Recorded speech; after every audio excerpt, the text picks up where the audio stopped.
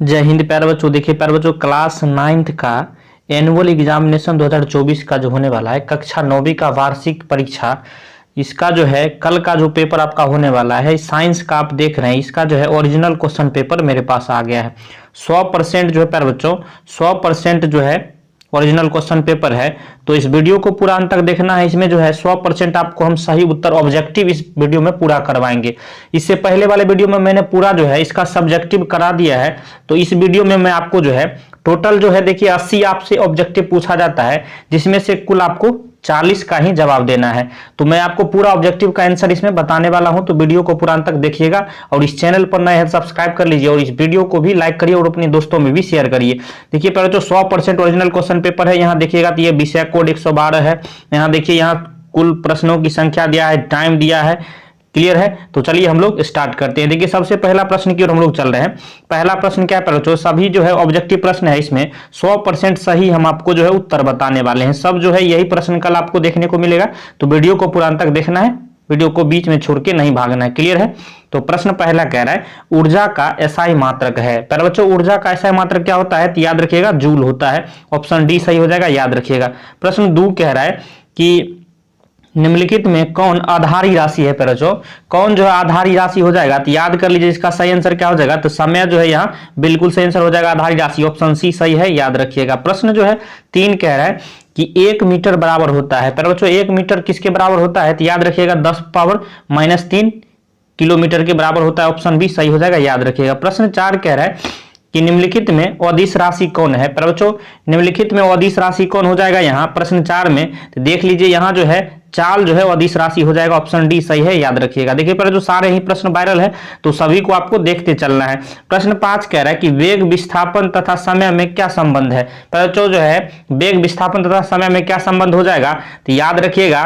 पर बच्चों यहाँ जो है वेग बराबर जो है वेग बराबर विस्थापन बट्टे समय हो जाएगा। ऑप्शन ए यहाँ सही है, याद रखिएगा। काफी महत्वपूर्ण प्रश्न है, यही आपको देखने को मिलने वाला है। प्रश्न जो है यहाँ देखिए प्रश्न 7 कह रहा है, पर बच्चों प्रश्न 7 को पढ़िए। कह रहा है कि किसी m द्रव्यमान की वस्तु जिसका वेग v है, तो संवेग क्या हो जाएगा। पर बच्चों संवेग p बराबर क्या होता है, तो mv होता है। तो यहाँ ऑप्शन में देखेंगे कहाँ आपको दिया है, तो ऑप्शन सी जो है यहाँ देखिए दिया हुआ है। ऑप्शन सी 7 का सही आंसर हो जाएगा, p बराबर mv।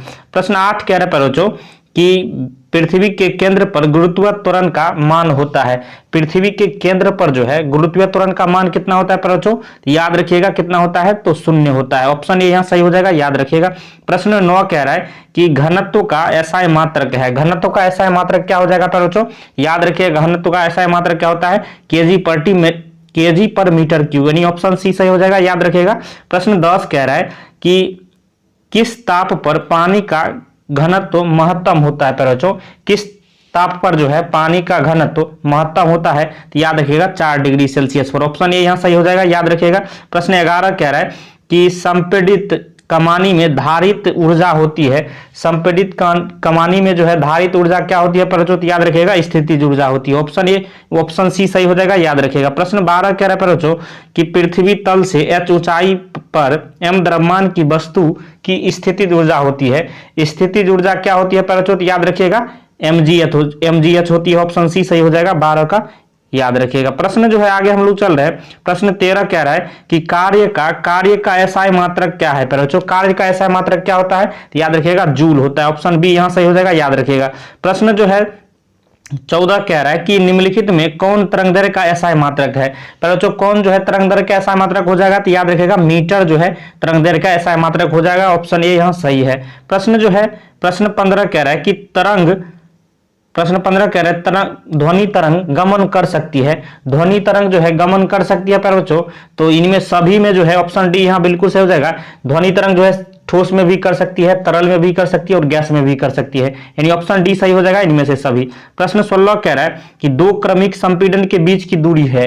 2 क्रमिक संपीड़न के बीच की दूरी क्या हो जाएगा पर बच्चों, याद रखिएगा 2 लैम्डा। ऑप्शन डी सही हो जाएगा, याद रखिएगा।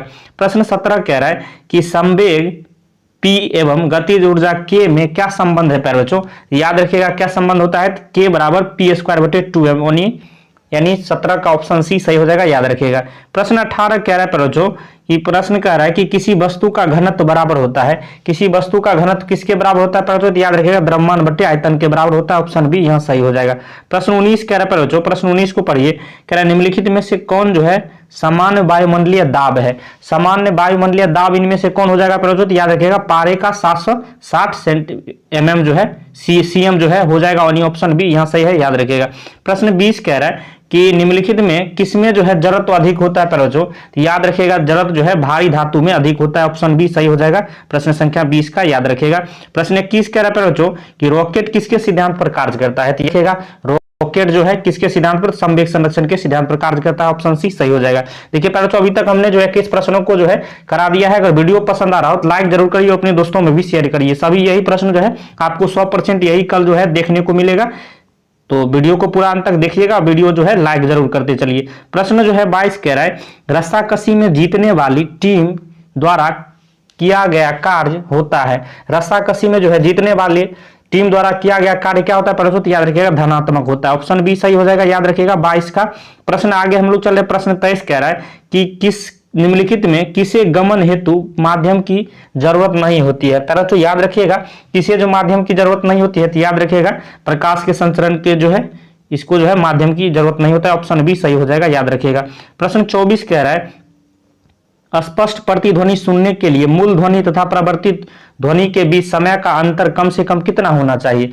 बच्चों कितना होना चाहिए? याद रखिएगा 0.1 सेकेंड होना चाहिए, ऑप्शन डी सही हो जाएगा, याद रखिएगा।